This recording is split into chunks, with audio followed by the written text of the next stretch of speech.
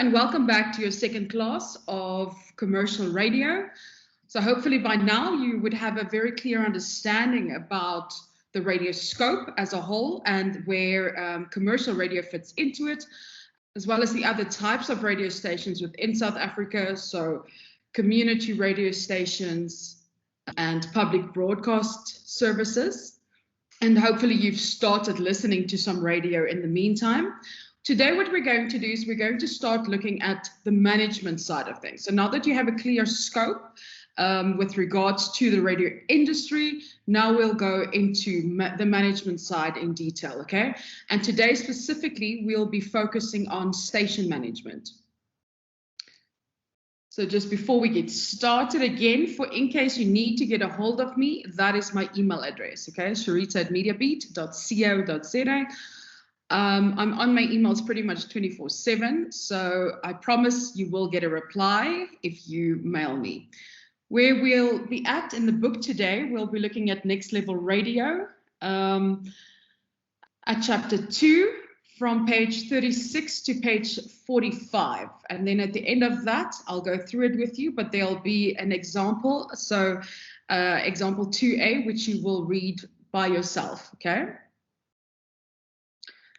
At the end of this chapter, you should be able to identify and elaborate on programming and content, sales and revenue, and marketing as the 3 pillars of radio. You should be able to describe organizational structure of a radio station and then provide a brief overview of the duties, roles, and responsibilities of each position within a radio station. So this is what we'll be covering in the next couple of lessons. So as you can see here, this is part 1 of 6, okay? So this module will be 6 lessons. When you think of a station manager, what do you think? Who do you think a station manager is, or also referred to as a general manager? Radio stations are quite unique as a business in the sense of they don't have products on their shelves that they sell. But instead they rely on people in terms of day-to-day business tasks, as well as for the content, which is why we listen to radio stations and not purely to iTunes, for example.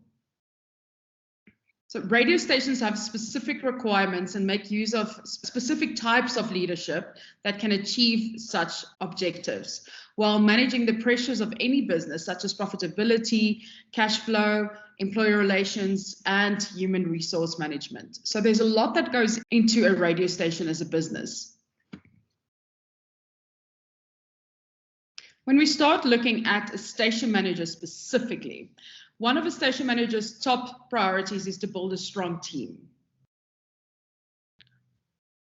It's really important that the structure of a radio station, the team, is strong and can work very well together, because as much as you as a listener might hear only the on-air part of it when you switch on the radio, there is so much that goes on behind the scenes and so many other people that fall in to make this work up to the point where you hear the content on air. There's also a team called the operations team, and they administer, manage, implement, monitor, and set up the on-air teams for execution of the on-air product. So the primary goal of the operations team is to ensure, enable, and elicit the overall performance of a radio station as a business. Together with other types of business services, such as legal, HR, and finance, the operations team is involved in supporting and guiding the on-air teams to deliver the best possible product in order to attain and sustain the radio station's radio audience. As a business, what do we sell? We sell airtime, the content and the airtime on air, and that's how we get our money in. Okay, so it's important that that side of it must work smoothly, must flow completely. As a station manager, the station manager is the overall business owner, and he or she is responsible for all the day-to-day activity that takes place at a radio station. They are the ultimate brand custodian of a radio station, and while they may not be well known to the listener at home, they are the ultimate authority of the radio station brand and the lead spokesperson for the radio station as a business. Being a station manager is about both leadership and management. So in your head, you might think these two are the exact same thing, but they're not quite. There are differences between the two, okay? So management is more about overseeing the work of others and ensuring that the work is carried out according to a pre-established strategy. Whereas leadership, on the other hand, is the communication that positively influences a group of people towards their common goals. So just to say that again, management is the overseeing of the work of others and ensuring that the work gets carried out according to a pre-established strategy. Leadership is the communication that positively influences a group of people towards common goals. Station managers have the power to influence people as they head up the station. However, they are only great leaders if they have the ability to socially influence people and their processes. Inspiring people to do more than just their jobs is a lot more difficult than ensuring that they merely do what they're paid to do. So that's where these two come in, okay? Management versus leadership. It's a lot easier to make sure that someone just does the work that you're asking them to do, so to manage, versus leadership, where you need to inspire them to do more than just their normal jobs, okay? And that's what a station manager should set out to do. There are two ever-present factors that influence the way in which a station manager must operate. The first one there is the station manager must consider the business of a radio station. The first one is the station manager must consider the business of the radio station. This is because they have a group of shareholders or regulators that set certain targets and requirements that must be met, particularly in terms of profitability and the sustainability of the business. Because, as we've mentioned in the first class, a commercial radio station is run by a set of shareholders or regulations with the aim of profitability. Number two, the station manager must consider the type of business that the media forms in the fabric of society. The media provides society with what we refer to as a social good. That means that there's always a potential conflict between generating revenue and making a profit versus ensuring that quality content is delivered to a dependent audience. The station manager, therefore, spends most of their time managing that conflict and ensuring that there's always a balance between making money and delivering value to an audience in the society. So there's always going to be a little bit of a friction between the programming side of a radio station and between the advertising side, because all that the sales team will care about is the amount of advertising that goes to air, because they'll get commission on that. And the program manager is all about the content. So it's about finding a balance between the two so that you're still giving the audience what they need, but you can still make money on the other side. As the use of social media and the speed at which the news can be shared and published continues to increase, so does this particular conflict for station management. In the past, a radio station would most frequently be the first place you would hear a certain song or an important news update. Because radio is live, it's in the moment and can easily follow events and proceedings that are unfolding in real life and in real time. However, social media can do that too. This has meant that radio has needed to evolve in terms of what radio means to the listeners, as well as in terms of what it can provide to them as valuable contributing services in their increasingly busy lives. A big difference between social media and radio would be that anyone can post anything on social media, okay? You have no idea how credible it is, and we all know how many fake news stories are floating around. Radio, on the other hand, can't do that. They have to make sure that the stories that they put out on air is credible. They have to research their stories and make sure that they have facts. So what makes a good station manager? If you think about radio stations, what would you think we'll see as someone that's good in their position as a station manager? An effective station manager has a detailed understanding of the 3 pillars of radio, which are the programming and content, the sales and revenue, and the marketing. Okay, so those are seen as the big 3 pillars of radio. They lead a varied and creative team of individuals who need constant support, inspiration, and skills development. Think about yourself. I would assume that you have some element of creativity within you. So imagine at a radio station where there might be 50 people working. It's all different types of personalities in one room with different levels of creativity.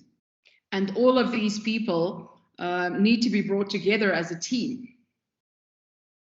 So why does this team of individuals need support and inspirations and constant skills development? This is needed for them to be able to broadcast the best possible radio content and run the best possible radio station. So this might sound easy. It's not as easy as it sounds, though. Being able to do this, a station manager needs to be able to adapt to changing situations in order to enhance the psychological state of the team members below them, so that those people can experience increased motivation and job satisfaction and have measurable outputs that lead to the radio station's success. Great leadership involves coaching, guiding, and rewarding good performance. When it comes to the different roles within the structure of a radio station, there's usually a broad range of age and levels. So presenters and producers might be very young, or they might be mature and well-seasoned, or they might be a combination of both. Similarly, the people in the operations team might be younger individuals who are also quite young in their career, or they might be older and more experienced individuals with valuable years of experience regarding things such as budgets, strategies, radio listenership, research, and advertising campaigns. So on top of this, then, there are things such as the radio station's environmental characteristics, which include the size of the team, the salary structure, the size of the available audience, the types of license conditions that the station has as set out by ICASA, and the advertising climate. These are all part of the station manager's responsibilities. So a good station manager has to manage the team, the salaries, the audience, the license conditions, and the advertising climate. So it's quite a lot that goes into a station manager's day-to-day. Leaders in the radio industry must be focused on long-term. They must have the capacity to motivate and convince others with strong beliefs. They must also be able to embrace change. That's a big one because the radio station is ever changing, or the radio station industry is ever changing.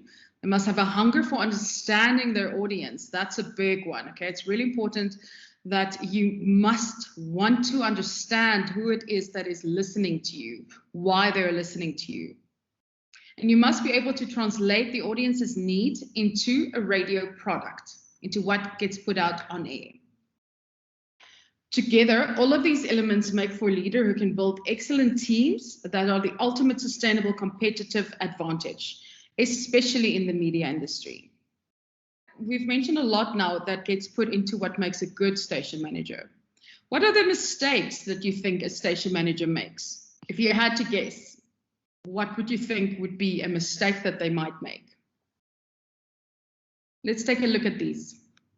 These are the main mistakes that a station manager might make, which are taking on too many projects, approaching tasks in a manner that is overly rational, encouraging infighting, attacking authority and established conventions without being able to consider alternatives, and trying to achieve too much in a short space.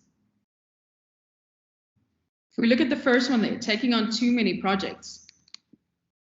Sometimes a station manager may take on too many projects over too long a period of time and fail to adequately prioritize them. Prioritizing is really important. Within such a fast-paced environment like the media world, this can be a very common problem that station managers experience. Often as information from audiences or regulators, clients and stakeholders pour into the radio station, a station manager will get bogged down trying to manage each and every, often conflicting, piece of feedback. A good station manager, however, will be able here to prioritize and clearly articulate the main priorities to all relevant parties involved with giving input so that they can understand and support those priorities. This is really important because in this way, all relevant parties also realize how they specifically will benefit from a focused approach to establishing such priorities, because it's quite easy to take on too much and just have it fall apart. But with clear communication and structure, it's important that everyone can see where they fit in within this, okay, within this structure of projects. Okay, the second one there, approaching tasks in such a manner that is overly rational. What do we mean by that? Unfortunately, a big part of a station manager's role is negotiations and building consensus, which are very delicate tasks. And sometimes what can happen with these delicate tasks are that a station manager can lose their focus. Why? Because the media industry is such an emotional space where people deliver content. What this means is it can't be managed exactly the same way as items on a shelf could, for instance. So it's not completely logical. So as a result, if the station manager reduces the tasks of a radio station to very specific and rational tasks, what's going to happen to a radio station? The content is going to suffer. This might also influence the pace of delivering content in terms of paying attention to more subtle needs. Sometimes it might feel like there's not enough time to build team consensus and explore all of the options, as a decision on whether or not certain information needs to air needs to be made immediately. A good station manager is aware that space and time needs to be created in this fast-paced environment in order to establish those subtle activities in the process of media management. So what does that mean? It means that a lot of times, if there's a very big breaking story that's taking over society, there isn't always enough time to speak with everyone, to get everyone's opinion with regards to whether this content should be aired or not. A lot of times those decisions need to be made literally on the spot, instantly. And that's one of the things a good station manager needs to consider. We move on to the third one there, encouraging infighting. So what does that mean? What does infighting mean? As we all know, the media industry is highly competitive. Okay, it's one of the most competitive industries. So what is infighting? Infighting can also be seen as conflict. Some managers actually encourage conflict or infighting for power as a way to keep control over the employee group. Often DJs or presenters would compete for the best show slots and aim to earn better rates and opportunities in order to become highly profiled and well known within their communities.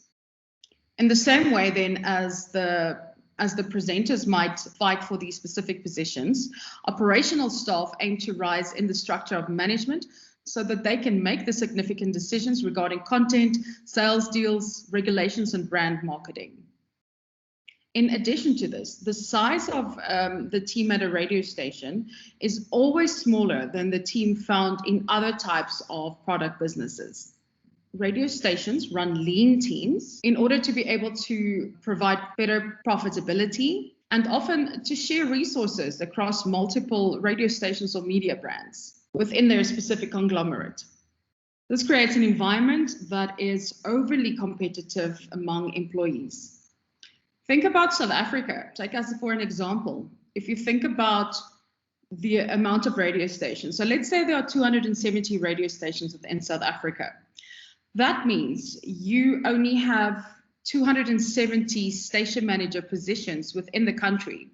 That also means there are only 270 breakfast hosts within the country, 270 marketing managers within the country, 270 program managers within the country, okay? 60 million people in South Africa, so 270 out of almost 60 million is tiny. There's not a lot of opportunities within the radio industry. That means the odds of securing one of these positions are quite low, which means that it makes the industry just more competitive. By all means, it doesn't mean that you'll never get there. It just means you need to work for it. It means you need to work hard for it. But that's something interesting to keep into consideration. And keeping with taking this into consideration, a good station manager helps employees to map out their career paths and gives them clear goals to achieve in order to obtain opportunities over time. They coach and mentor members of staff and make succession plans clear, thereby avoiding giving employees false hope when there's a shift in the staff complement. They also manage the creative collective on air, so that talent or presenters are not surprised when certain on-air staff decisions are made, so that they kept in the loop. Lastly, they ensure that every member of the team values their role in delivering content to the audience. If we look at the fourth one there, attacking authority and established conventions without being able to consider alternatives. A station manager may attack authority and conventions that are established without being able to consider alternatives and without practicing what is known as managing up. Managing up refers to managing your superior or your line manager, okay? Often when we think of management, we think of being in charge of a group or being in charge of a group of people who we assign to work and to follow up with and to make sure that the work is being implemented. However, that's only one side of management, and that's also seen as managing down. Managing up involves the relationship with your boss, so that there is a fruitful and a healthy rapport between you and your superior. Obviously, that's really important also. Within the media environment specifically, a good station manager needs to know how to convince their superior of their ideas and plans for the station, so that they have the backing support that they need in order to implement those ideas. This means you should be able to anticipate the needs of your boss, and you should be able to understand what motivates them and things like what they're simply just not interested in. Once this is known and understood, it becomes easier for a station manager to communicate ideas using language that will ensure that their boss's needs are acknowledged and incorporated. If you think of a station manager, do you think they have a boss? Who do you think a station manager would report to? We mentioned them a little bit earlier. What do you think? It's important to note that managing up does not mean trying to win the approval and the good opinion of your supervisor, okay? Rather, when managing up, you must be an effective employee by creating value for your manager and company. I need to see what the value is in it for me and a company when you bring your ideas and your needs to me. So the last one there, trying to achieve too much in a short space. I'm sure we've all done that, okay? A station manager's primary currency is listenership figures, okay? So audience, people, that is the currency of a radio station. Why is that the currency? Because that's what we use as measurement, okay? So people like media regulators, advertisers, managers, clients are all people who look at our numbers, and from this they generate revenue for the radio station in order to determine success and the future growth prospects of the station. These numbers arrive 4 times a year, so these are the BRC RAMs as we refer to them.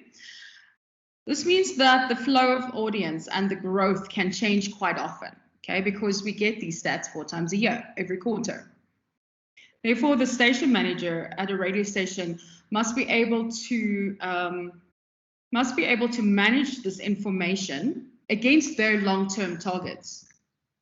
and not get distracted from the original target set out or from the original objectives that were set out. It's really easy to get distracted by incremental changes in the number of stations and its competitors, which may cause the station to start course correcting or changing their strategies completely before the original objectives has had that chance to flourish. Okay, the station manager might also start adding to the objectives and demanding that more things are achieved than were originally put in place. This can be highly detrimental to a radio station's ability to achieve its business objectives, particularly in the short time frame of radio audience measurement numbers. A good station manager needs to be able to stay to the course of their plans. Okay, a good station manager needs to stay on course, continue with what they were busy. They also need to be able to keep the stakeholders and the team members invested in those objectives in order to give the objectives sufficient time to be realized in the audience numbers. The job of the station manager is to be able to lead in order of the mission of the station and the direction in which it's traveling. All members of the team must also be following the same mission. They might not be following the same parts of a mission, or they might get the details around it at different times, but at the end of the day, everyone is following the same mission. And the mission needs to be clear to everyone, no matter what level of seniority you are at. Okay, the whole station needs to realize where it is that they are going. If we think about everything that we've spoken about now with regards to a station manager, as you can see, it's a really important role. So what do you think the job specifications would be? What are things that you'd need to look at when you want to hire a new station manager? The job specifications of a station manager contains the following 4 sections: the job information summary, the hierarchical position as per approved organizational structure, the main objectives, so the key performance areas, and the inherent requirements. So that's normally what will be put out when you're looking for, or this is normally what will be put in the job specifications.